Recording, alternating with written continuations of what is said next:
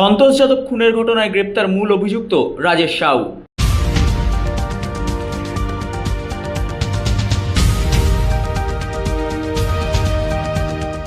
গত 31শে জানুয়ারি নৈহাটি পানি ট্যাঙ্কি এলাকায় খুন হন সক্রিয় তৃণমূল কংগ্রেস কর্মী সন্তোষ যাদব।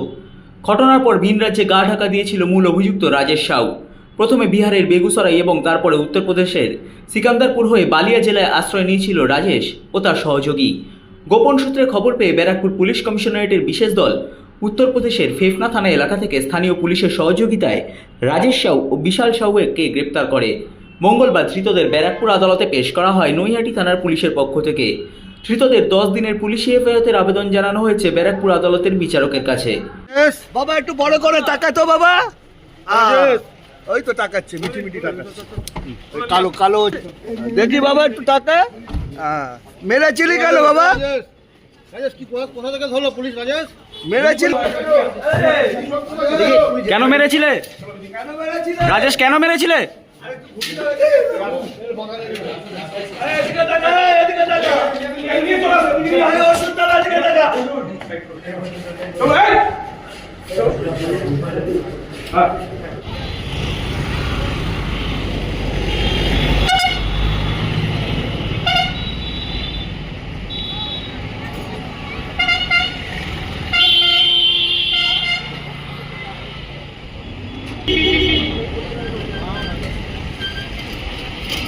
Thank you.